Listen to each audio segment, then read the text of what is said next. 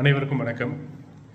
இப்போ நம்ம நாகப்பட்டினம் தொகுதியில் அண்ணன் தங்க கதிரவன் அவர்களை வேட்பாளராக அறிவிச்சிருக்காங்க. அனைத்து இந்திய அண்ணா திராவிட முன்னேற்ற கழகம் சார்பாக நம்ம ஏன் அவருக்கு வாக்களிக்கணும் அப்படிங்கிற ஒரே ஒரு விஷயம். அந்த விஷயத்துக்கு போகிறதுக்கு முன்னாடி ஒரு துயர சம்பவம் ஒன்று அதை நான் இங்கே சொல்லியே ஆகணும். எத்தனை பேருக்கு தெரியும்னு தெரியாது, தயவு செஞ்சு இதை கொஞ்சம் முழுசாக கேளுங்க.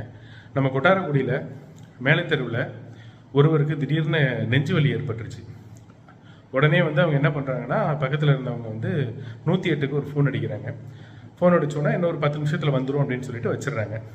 அவங்களும் 108லேருந்தும் என்ன பண்ணியிருக்காங்கன்னா, 108 ஆம்புலன்ஸ் சர்வீஸ்லேருந்து பக்கத்தில் யார் இருக்காங்க, 108 எவ்வளோ பக்கத்தில் இருக்குது அப்படின்னு சொல்லி அவங்களுக்கு கால் பண்ணி சொல்லியிருக்காங்க. இவங்களும் வேறு எந்த ஒரு வெஹிக்கிளும் ரெடி பண்ணாமல் 108 வந்துடும், கண்டிப்பாக காப்பாற்றிடலாம் அப்படின்னு சொல்லிட்டு வெயிட் பண்ணிட்டு இருந்தாங்க. ஆனால் என்ன ஆச்சுன்னா, துரதிருஷ்டவசமாக 108 வரலை. இவரும் உயிரிழந்துடுறாரு. உடனே எல்லாருக்குமே ரொம்ப கோவம் வருது. என்னடா ஃபோன் பண்ணி வரவே இல்லையே அப்படிங்கிற ஒரு வருத்தத்தில் அப்புறம் வேறு வழி இல்லாமல் அவங்களுடைய காரியங்கள்லாம் முடியுது. 3 நாள் ஆகுது. 3ஆவது நாள் பால் தெளி வச்சுருக்காங்க. அதை முடிச்சுட்டு வரும்போது பயங்கர சத்தத்தோட ஒரு ஆம்புலன்ஸ் வந்துட்டு இருக்கு.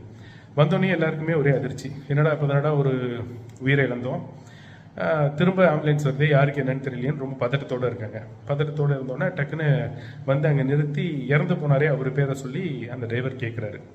உடனே எல்லாருக்குமே ரொம்ப கோவம் தலைக்கேறி, ஏயா நாங்கள் ஃபோன் பண்ணி 3 நாள் ஆகுது, 3 நாளைக்கு முன்னாடி அவருக்கு நெஞ்சு வலின்னு சொல்லி ஃபோன் பண்ணோம், நாங்கள் இன்னைக்கு காரியமே முடிச்சிட்டோம், இன்றைக்கி அவர் பேரை சொல்லி எங்கே இருக்காருன்னு கேட்குறீங்களே அப்படின்னு சொல்லி அவங்கள மிகவும் தாக்கிறதுக்காக போகும்போது தான் அவர் என்ன பண்ணுறாரு, கையெடுத்து கும்பிட்டு ஒரு வார்த்தையை சொல்கிறாரு. ஐயா மன்னிச்சிருங்க, நான் இந்த ஊர் கிடையாது, நான் வெளியூர் டிரைவரு, அதனால எனக்கு இந்த ஊருடைய வழியெல்லாம் எனக்கு தெரியாது, ஊர் பேரும் தெரியாது.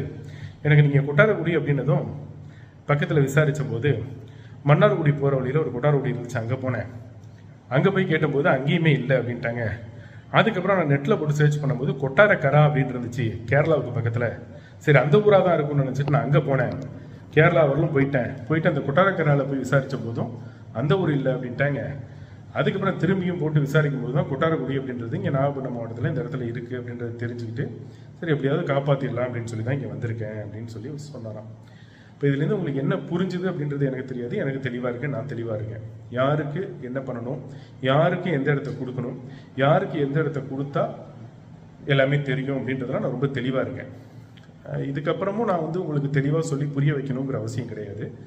ஸோ நம்ம ஊருக்காரு, அவருக்கு ஓட்டு போட்டே ஆகணும். அவருக்கு ஓட்டு போட்டால் தான் நம்ம ஊரில் உள்ள பிரச்சனை, நம்ம ஊரில் எங்கே என்ன பிரச்சனை இருக்குன்றது அவருக்கு தெரியும். வெளியூர் வேட்பாளரை நம்ம ஜெயிக்க வைக்கிறோம் அப்படின்னா, தண்ணி வரல, நம்ம பைப்பில் தண்ணி வரல அப்படின்னா ஒரு எம்எல்ஏவுக்கே ஃபோன் பண்ணுறோம். இங்கே எங்கேயுமே சொல்லாமல் டைரெக்டாக நம்ம எம்எல்ஏவுக்கே அடிக்கிறோம். அப்படின்னா உள்ளூர் வேட்பாளராக இருந்தால், உள்ளூர் எம்எல்ஏவாக இருந்தால், பிளம்பர் எங்கே இருக்காரு, பக்கத்தில் எந்த பிளம்பர் இருப்பார், பிளம்பரோட நம்பர் இங்கே இல்லை, நம்ம கிராமத்தில் இல்லை, நாகப்பட்டினமாக இருந்தால் கூட அந்த பிளம்பரை சொல்லி வர வைக்க முடியும். ஏன்னா அவருக்கு அந்த பழக்கம் இருக்கும், லோக்கலில் உள்ளவங்க எல்லாரும் தெரிஞ்சிருக்கும். அப்படி இல்லைனாலும் அந்த ஊரில் ஒருத்தவங்களுக்கு ஃபோன் பண்ணி இந்த மாதிரி இருக்குது அப்படின்றத செய்ய முடியும்.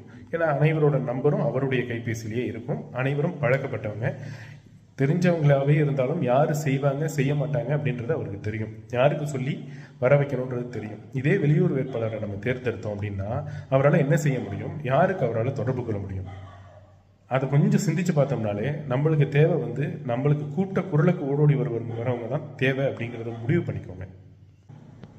அதனால் மக்கள் கொஞ்சம் சிந்திச்சு யாருக்கு வாக்களிக்கணும், யார் நம்மளுக்கு தேவை அப்படிங்கிறத புரிஞ்சு உள்ளூர் வேட்பாளர் 4-5 பேர் நின்னாலும் ஏன் இவருக்கு வாக்களிக்கணும் அப்படின்னா, பார்த்த முகம், எந்த பிரச்சனையாக இருந்தாலும் அந்த இடத்துல அவர் நின்று இருக்காரு, எந்த ஒரு வாழ்வு சாவாக இருந்தாலும் அவர் அட்டன் பண்ணியிருக்காரு.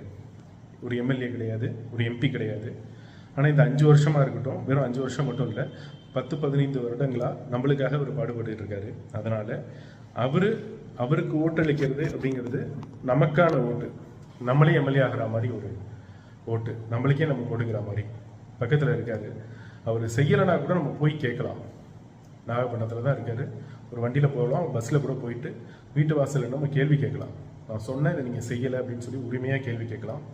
அதனால் அதுக்கான உரிமையை நம்மளே தான் தயார் பண்ணணும். அதனால் அண்ணன் திரு தங்க கதிரவன் அவர்களுக்கு இரட்டை இலை சின்னத்தில் வாக்களித்து பெருவாரியான வாக்குகள் வித்தியாசத்தில் வெற்றி பெற வைக்குமாறு மிக தாழ்மையுடன் கேட்டுக்கொள்கிறேன்.